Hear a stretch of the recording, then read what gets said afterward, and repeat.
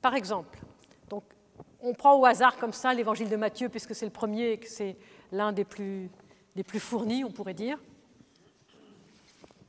Quand Jésus dit, dans le Sermon sur la montagne, « Vous êtes le sel de la terre, vous êtes la lumière du monde », qu'est-ce que ça veut dire pour la tradition juive? Quand Jésus dit « Oui, ce que tu dis c'est bien, tout ça c'est la loi et les prophètes ». Pourquoi Jésus dit « c'est la loi et les prophètes » ? À quoi Jésus fait référence quand il dit « la loi et les prophètes » ? Qu'est-ce que dans la bouche de Jésus et dans la mentalité des évangélistes et des juifs autour d'eux, qu'est-ce que ça veut dire la loi et les prophètes? Comment? Alors, justement, nous en français, on entend la loi et les prophètes, la loi, donc l'étape de la loi. Pour Jésus, ce n'est pas ça. Pour Jésus, la loi, c'est la Torah. La loi se dira nomos en grec et passera en français et dans d'autres langues sous le mot loi. Mais Torah, ce n'est pas la loi au sens article 1, article 2, article 3. C'est la Torah. Et qu'est-ce que c'est la Torah? C'est les 5 premiers livres du Pentateuque. Enfin, les 5 livres du Pentateuque, il n'y en a pas d'autres d'ailleurs. OK? Et qu'est-ce que c'est ces 5 livres du Pentateuque? Est-ce que vous les connaissez? Genèse, Exode, Lévitique, Nombre, Deutéronome. Est-ce que nous les connaissons? Est-ce que nous connaissons vraiment leur contenu? Donc vous comprenez que quand Jésus dit « ça, ce que tu dis, c'est bien, c'est dans la loi et les prophètes », si on ne connaît pas ce qu'il y a dedans, vous comprenez bien qu'il y a des choses qui nous échappent. Donc rien que ce que nous dit Jésus en 2 mots nous renvoie à toute une connaissance que les personnes autour de lui avaient parfaitement intégrée, puisque c'est leur tradition, que nous, déjà, on est déjà beaucoup plus éloignés. La loi et les prophètes. Donc, c'est quoi les prophètes? C'est tous les prophètes. Mais ce n'est pas seulement les prophètes que nous connaissons, Isaïe, Jérémie, Ézéchiel. C'est aussi ce que la tradition juive appelle les premiers prophètes et que nous appelons les livres historiques. Les livres des rois, le livre de Samuel, le livre de Ruth, les juges, tous ces livres-là. Est-ce que nous avons une idée du contenu de ces livres? Donc vous vous sentez dans quelle ignorance nous sommes. Donc il y aurait beaucoup à dire là-dessus. Et est-ce que nous comprenons toutes les fois que le mot loi apparaît dans le Nouveau Testament, que ce soit dans les évangiles, que ce soit sous la plume des évangélistes ou dans la bouche de Jésus, ou que ce soit chez Paul, est-ce que nous comprenons exactement ce qu'il veut dire? Alors, je n'ai pas l'exemple ici, mais je sais qu'Origène, qui est un des plus grands biblistes de son temps, pour ne pas dire le grand bibliste chrétien du IIIe siècle, il explique, je pense que c'est dans le Périarchon, mais il faudrait que je vérifie, il explique que quand il est question de loi dans le Nouveau Testament, ça a 4 significations différentes. Donc vous sentez qu'il faut quand même qu'on commence un tout petit peu à comprendre, et non pas à comprendre avec nos catégories à nous, article 1, article 2, article 3. Ni avec les catégories, la loi, c'est les 10 commandements. C'est beaucoup plus que ça. C'est toute la Torah. Et qu'est-ce que c'est la Torah pour un juif? La Torah, un juif ne traduirait jamais en français par loi, jamais. Il traduirait par enseignement, il traduirait par visée, parce que la racine qui est derrière le mot Torah, c'est yara, ça veut dire envoyer une flèche, viser. Ça veut dire aussi projet, projeter. La Torah, c'est le projet que Dieu a pour l'homme et pour toute l'humanité. C'est la boussole du comportement humain pour qu'il vive heureux sur la terre. C'est ça la Torah. Vous voyez qu'on est loin de article 1, article 2, article 3.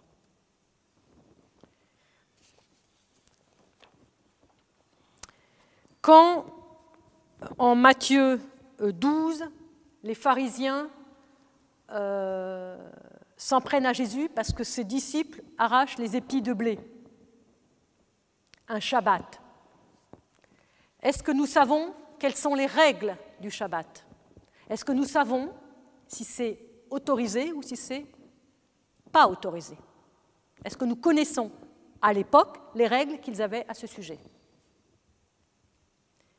Que ce soit pour cet épisode-là, ou que ce soit pour n'importe quel autre épisode de controverse de Jésus avec des pharisiens ou avec des docteurs de la loi sur des sujets concernant le Shabbat, c'est pas permis ce que tu fais, c'est défendu ce que tu fais, etc. Est-ce que c'était vraiment défendu? Est-ce que nous connaissons les 39 travaux interdits le jour du Shabbat et ceux qui sont autorisés? Est-ce que nous savons que quand Jésus guérit l'homme à la main desséchée le jour du Shabbat et que tous les Juifs qui sont là le regardent en disant « celui-là, on va lui dire que ce n'est pas bien du tout ce qu'il fait et on est furieux contre lui », est-ce que nous savons que c'est parfaitement autorisé? Si nous savons que c'est parfaitement autorisé et pourquoi c'est autorisé, donc ça, on ne va pas rentrer aujourd'hui dans la casuistique parce que je voudrais présenter quelque chose d'un peu large, alors nous nous rendons compte que Jésus est en face de lui avec ces Juifs-là précisément, qui ne sont pas tous les Juifs, ces Juifs-là précisément qui sont en face de lui, qui sont des rigoristes, comme il y en a dans toutes les traditions. Comme il y en a chez nous, comme il y en a chez d'autres, comme il y en a chez les Juifs. Il y a des rigoristes, des ultra-rigoristes, des ultra-ceci, on les connaît, bon, voilà, ça existe. Mais ce n'est pas du tout la majorité.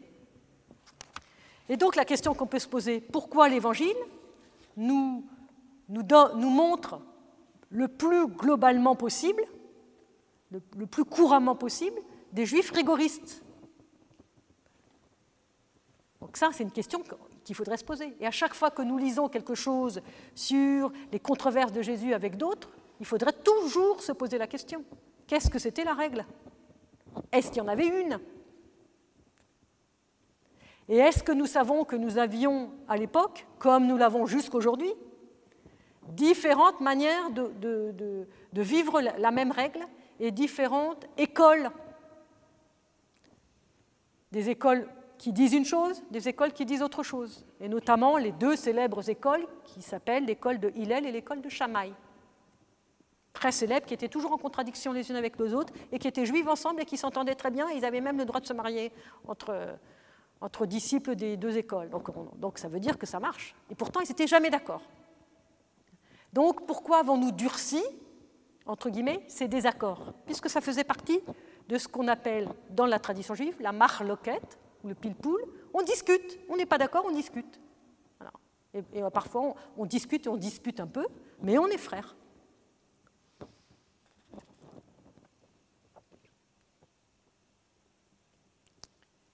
Quand un docteur de la loi vient voir Jésus et lui dit qu'est-ce qu'il est bon de faire pour avoir la vie éternelle, Jésus lui dit, mais qu'est-ce que tu as lu?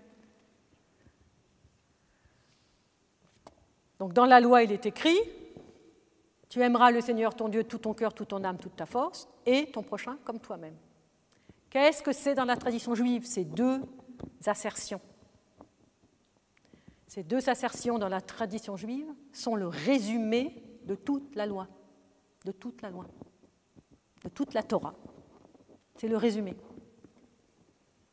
Alors on pourra le développer aussi si on veut le regarder de plus près.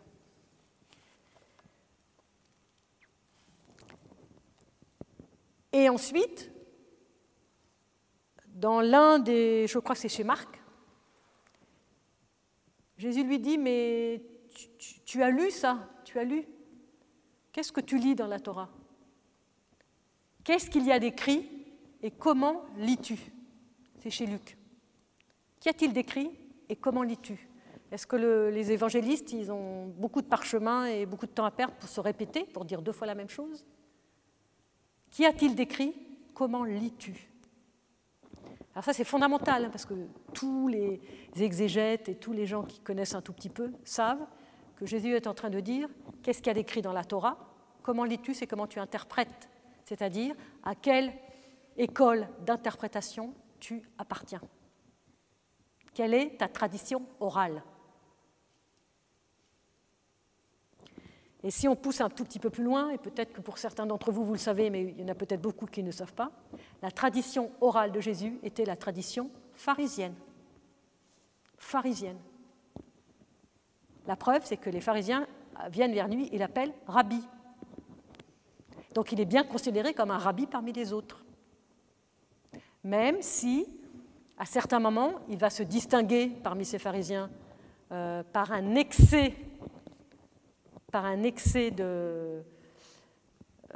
d'observance sur certains points, qui n'est pas un excès de rigorisme, mais un excès parce que le royaume de Dieu s'approche et parce qu'il y a une tension eschatologique que Jésus, en tant que Messie, apporte. Est-ce que tout ça est conscient quand on lit l'Évangile ? Je ne sais pas si vous voyez, c'est énorme. Chaque point, il faudrait le développer, chaque point pendant à peu près 1 heure, donc ça ferait du temps. Quand la belle-mère de Simon tombe malade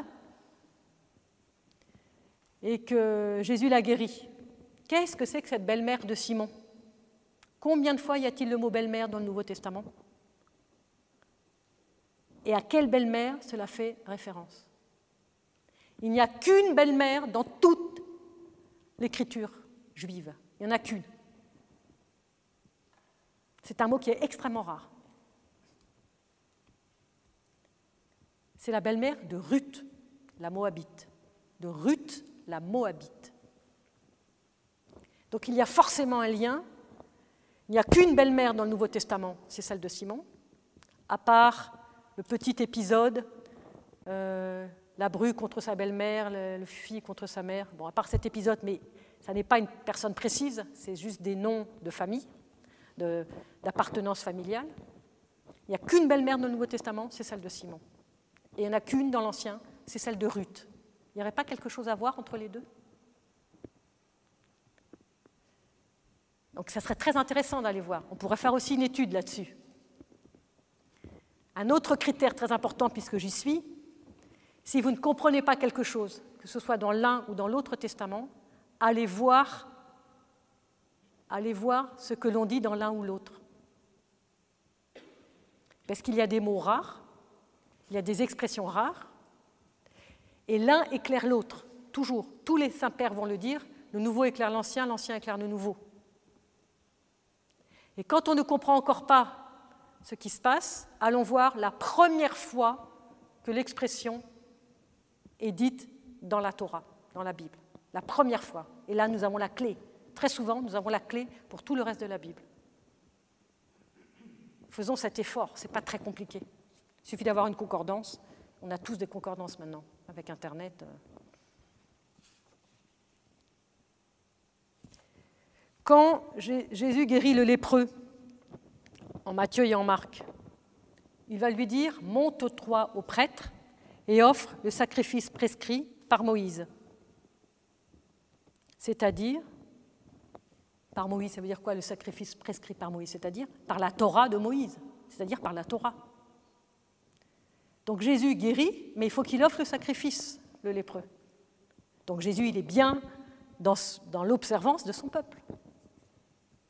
Sinon, il n'aurait jamais dit, il aurait dit, ça ne sert à rien, laisse tomber, moi je t'ai guéri, c'est bon, quoi. Il n'a jamais dit ça. Jésus n'a jamais dit, n'observez pas le Shabbat. Au point que les saintes femmes, le vendredi jusqu'au samedi soir, elles observent le Shabbat.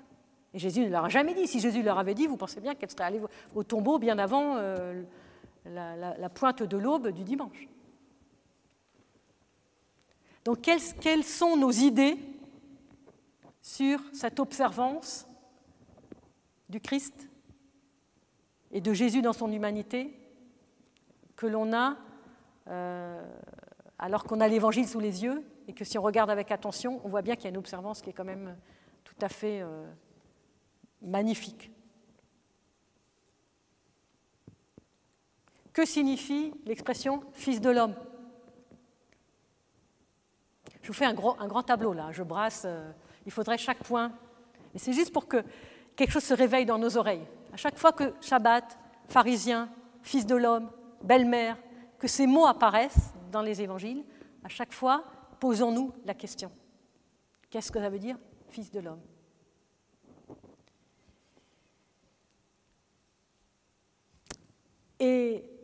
est-ce que nous avons une idée, non seulement du Fils de l'homme de Daniel, mais du sens que pouvait avoir au 1er siècle le mot soit Bar Enoch en araméen, soit Ben Adam en hébreu. Est-ce qu'on a une idée de ce que ça voulait dire vraiment? Et pourquoi Jésus se présente comme ça? Pourquoi il parle du Fils de l'homme qui va être crucifié? Pourquoi il en parle uniquement dans le contexte de la Passion?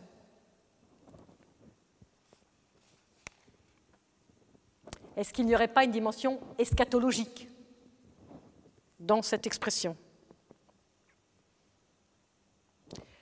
Pourquoi, le jour où Jésus fait son entrée triomphale à Jérusalem, les apôtres et tous ceux qui l'accompagnent coupent des branches de palmier aux arbres ou des branches de ce qu'ils ont de feuillage et chantent « Béni soit celui qui vient au nom du Seigneur ». Pourquoi?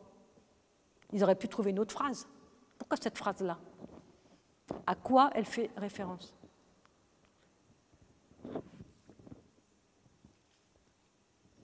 Pourquoi, aux noces de Cana, le texte commence par le 3e jour?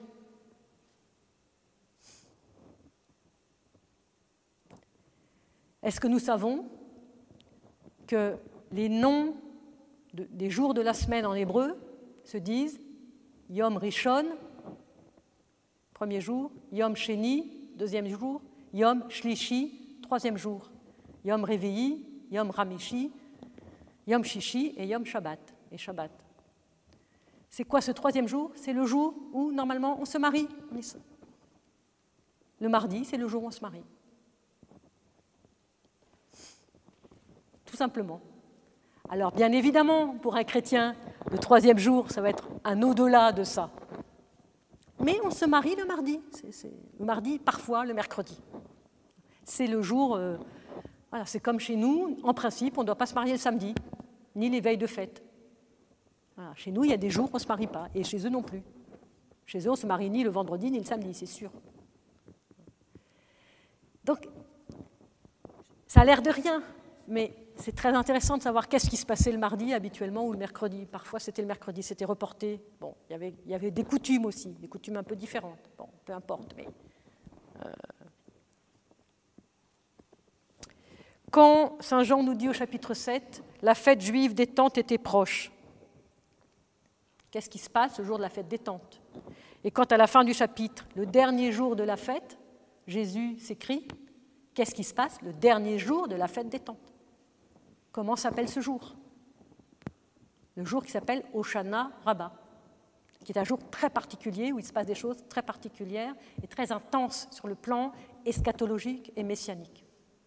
Et notamment avec de l'eau. On apportait, tous les jours d'ailleurs, on apportait, mais particulièrement le 7e jour, on versait des libations d'eau sur l'autel du temple.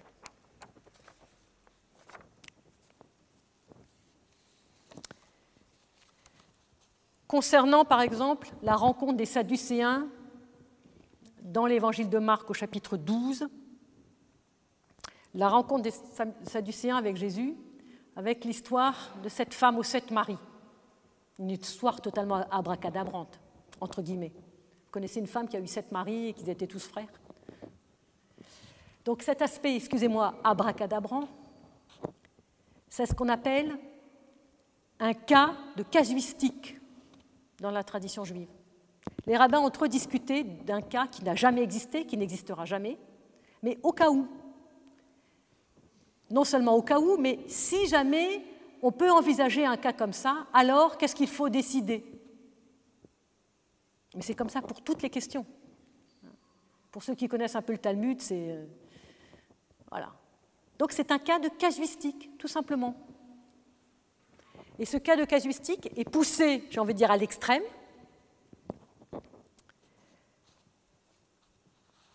pour dire, finalement, comment on interprète? Comment on va fixer la pratique rituelle concernant ces questions.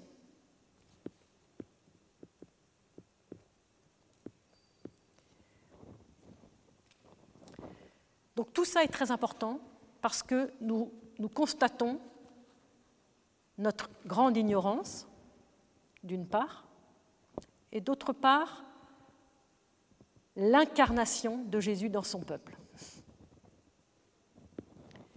Et que même la parole de Jésus, qui est la parole divine, qui est la parole de Dieu, le Logos incarné, on en est bien d'accord, on ne va pas du tout revenir là-dessus, c'est évidemment très clair.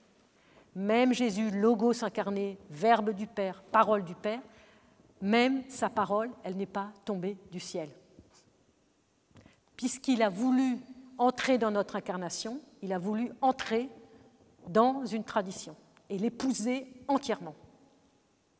Et l'apprendre comme enfant. Jésus, Fils de Dieu, il apprend comme enfant et il grandit en sagesse et en grâce, comme dit l'Évangile.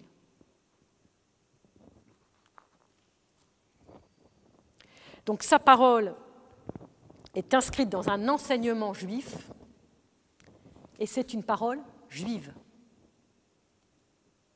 Parce que Jésus n'est pas seulement un vagabond de l'histoire. Il ne surfe pas sur l'histoire. Il entre vraiment, concrètement, dans l'histoire. Et pour nous, c'est très important.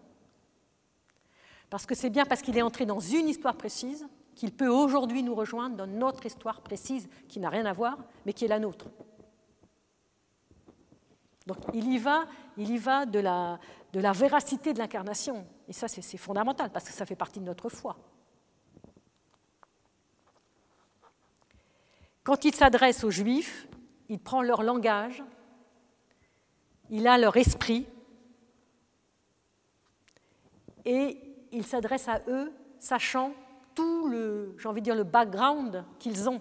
Ils ont non seulement toute la Torah, tous les prophètes, tous les écrits, mais ils ont toute la tradition orale d'Israël, qui est en train de se malaxer et qui va bientôt être mise par écrit.